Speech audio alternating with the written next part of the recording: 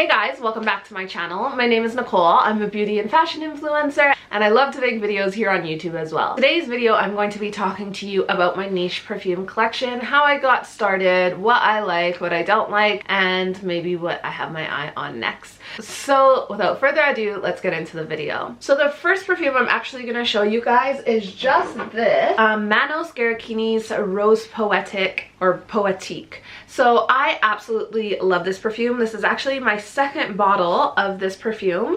If you're not familiar with niche perfume, usually it is the same perfumas that are making your favorite perfumes on the high street. They usually have passion project, and these perfumes typically last longer. They're more complex smells, and with that they usually come at a higher price tag. One of the reasons I love niche perfumes is that I find they last longer, they're more unique smells and more complex smells, and not everybody smells like them. Never mind, it's like so much nicer to just spray 3 sprays and smell like that the entire day. So this one I absolutely love because it is rosy, but not like your grandma rosy kind of scent. So as I mentioned, this is my second bottle of this. I had one bottle last year and then I got another bottle this year. I love it because I feel like it's like that perfect autumnal winter scent, but not too spicy or not too festive. I absolutely love it. I picked this perfume up from a local niche perfumery, and according to their website, this is what it smells like. Exclusively available to Shy Mimosa Perfumery, Rose Poetique is a tribute to damask rose, a luxurious floral oriental fragrance whose mystery inspired ancient Greek poets and claimed it to be the pride of the plant and the queen of the flowers. Manos Gerakinis describes it as jubilation, a symphony of luxurious blooms blended distinctly with a leathery note. Delicate and refined suede feel of saffron, soft, spicy opening which gently reveals the beauty of the sensual damask rose, taking you to a beguiling and plush journey. The raspberry note gives a delicate and dewy freshness as if the rose were freshly cut. I think that's my favorite part. Extraordinary duration, luxurious splendor. Now for 60 mils, it comes in at 140 pounds. I hear you, but it is so worth it. The top notes is rhubarb and saffron. The heart notes is damask rose, labdanum, and patchouli and raspberry. And then the base notes are cashmere wood, musk, sandalwood, and vanilla. Okay, so the next 2 scents that I'm going to go in with are from the same designer. That is how much we love this brand. And when I say we, most of these niche perfumes are actually unisex, which is great because Paul and I can both use them, and then I feel like you're getting more for your money when you both can use the same fragrance. That being said, I use fragrance as per my mood and as per the season. I definitely haven't pulled to these as much as Paul has, but let me show you. So this is V683 and Ganymede from Marc Antoine Barrios. You guys, I love these scents so much. Whenever I'm in Shy Mimosa Perfumery, which by the way, this video is not sponsored by Shy Mimosa. Maria, the owner, doesn't even know I'm doing this video. I am just so obsessed with this place that I had to share it with you guys. I bought this bottle for Paul just this past Christmas. This is the Ganymede, and then this is the B683. I believe the B683 came out first, and then the Ganymede came out. Let me tell you, whenever I'm at Shy Mimosa, someone comes in and someone picks up the B683 or the Ganymede. It smells so good.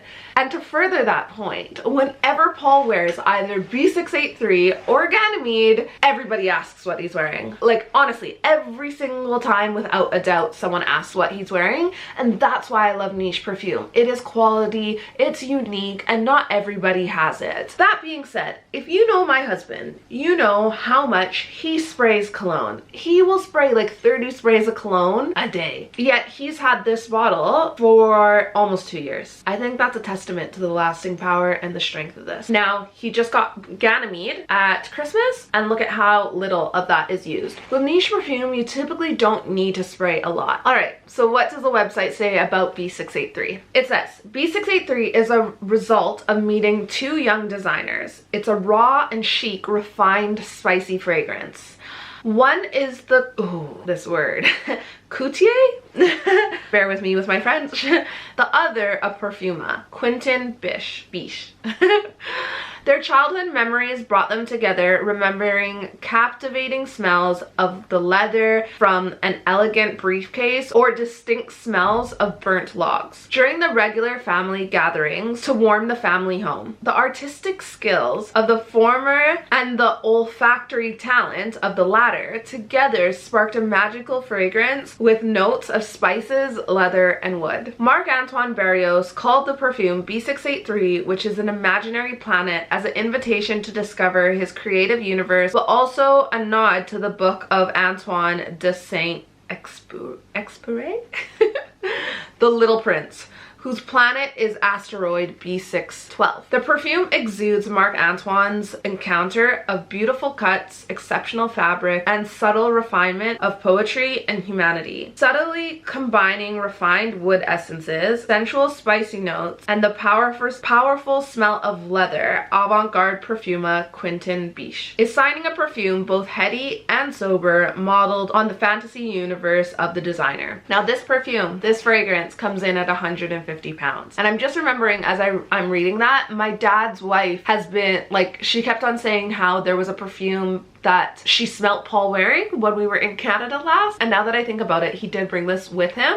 And I bet you that's what she was talking about. Honestly, this perfume is so good. The product comes in at 100 mils, and the top notes are black pepper, chili pepper, nutmeg, and saffron. That's where the spiciness comes from. The heart notes is amber, labdanum, musk, and violet leaf. And the base notes are ambroxan, oak moss, patchouli, and sandalwood. All right, so now let's talk about Ganymede. Ganymede is the new fantasy of Marc Antoine Barrios. For this new opus, the destination is elsewhere, creating an elegant and unexpected harmony around the quartet of mandarin, violet, immortelle, and suede. The perfumer and the courtier have dreamt of this new planet, Ganymede, the rocky satellite of Jupiter discovered in 1610 by Galileo, that is both luminous and covered with salt water oceans. It's acquired its name from the Greek mythology, meaning a young man. Ganymede, who was kidnapped by the god, who had been so enthralled by his beauty that he was offered immortality. Created by the perfumer Quentin Biche, Ganymede makes use of the suede leathery notes that had made B683 a beautiful classic. For Ganymede, the perfumer takes us towards a more luminous and fluid elegance. The leather notes are softer, lighter, gentler, and the opening of Italian Mandarin brings vivacity and evocative freshness, but also gentility with the contrasting and chic violet note. And Chinese osmanthus, I think I'm saying that right. The immortelle flower, yet opposing, raises the scented harmony with its double-sided notes of minerals and saltiness. The entire composition plays with contrasts and oppositions, and it has exquisite and timeless elegance, redolent of extraordinary luxury and pleasure. This too comes in at 150 pounds for the 100 mils, and the top notes are Italian Mandarin essence, saffron. The heart notes are Chinese osmanthus,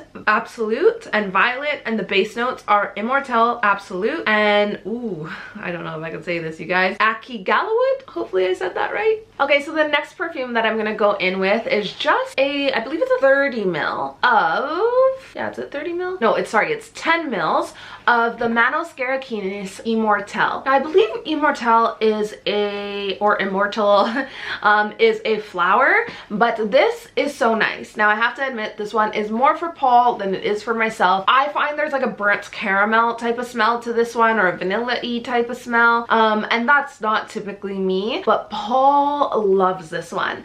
Again, we got this last year, and still, I don't know if you can see in the bottle there, he still has so much left. Now, when we went to Venice last year, this is the only perfume that we brought because we only brought carry-on, so it was great that it was the 10 mil and we were able to travel with it, and it was nice that we both could use it. All right, now let's hear what they had to say about that one. So, Immortelle is an oriental and gourmand fragrance. Immortelle comes from the golden-hued plant everlasting flowers, or immortelle in French.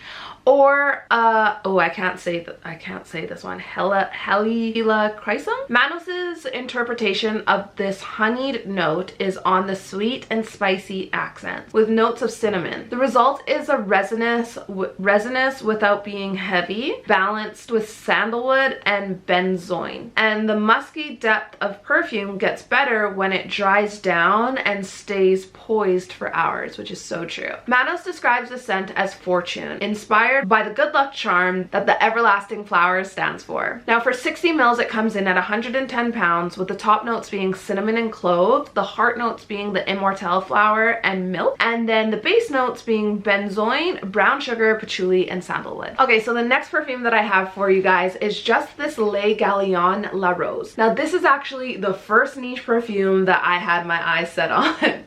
However, it wasn't the first perfume that I took home with me. The first niche perfume that I took home with me was Daniel Hosier. I forgot the name of it. I've finished it now, so I can't even show it to you guys. However, this one, whoo, I wanted this bad boy so badly. However, Paul just got it for my birthday this year.